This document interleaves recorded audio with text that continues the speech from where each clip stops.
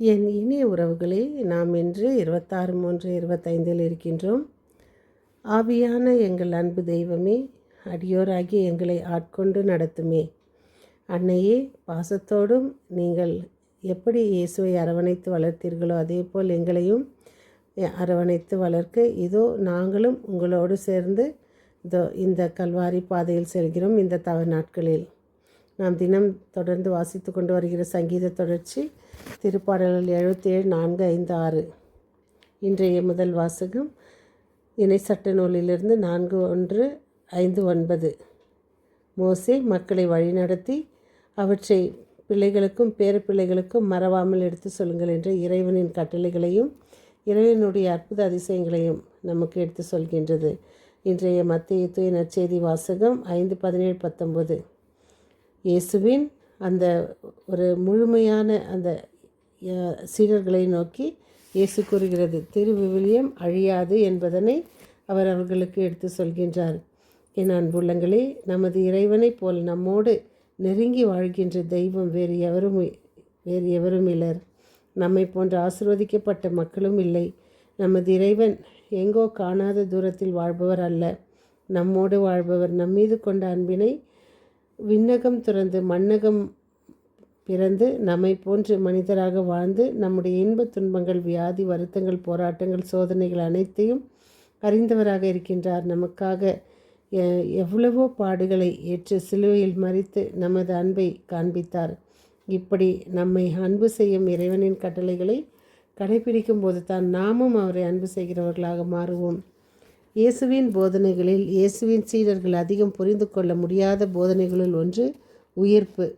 பாடுகளை பற்றி, உயிர்ப்பை பற்றி இயேசு சீடர்களுக்கு பலமுறை முன் அறிவித்தார். இருப்பினும் மறை உண்மைகளை பொதுவாக மனித மனதிற்கு மறைவாகத்தான் இருக்கும்.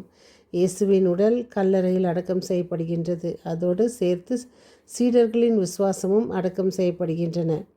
திருவெளிப்பாடுகள் 21:5 கூறுகின்றது, இதோ நான் அனைத்தையும் புதியதாக்குவேன் என்றவர் கல்லறையில் அடக்கம் செய்யப்பட்டுள்ளார் என்பதை மூடிய கதவுகள் ஒரு நாள் திறக்கும் என்பார்கள்.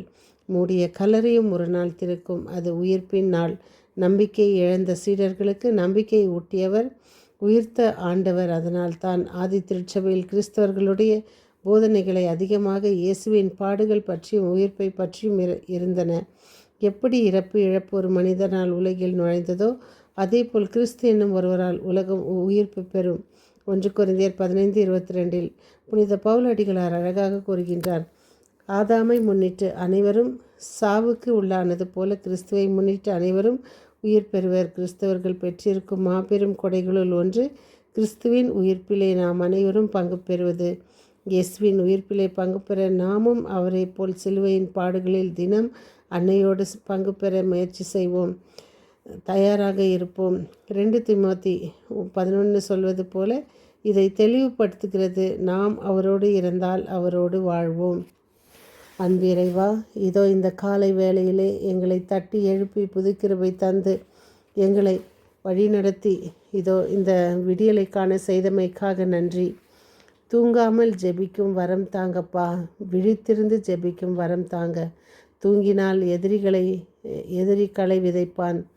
அதனால் எங்களை தினம் நீங்கள் வழிநடத்தி வருவது உம்முடைய அன்பிலும் அரவணைப்பிலும்.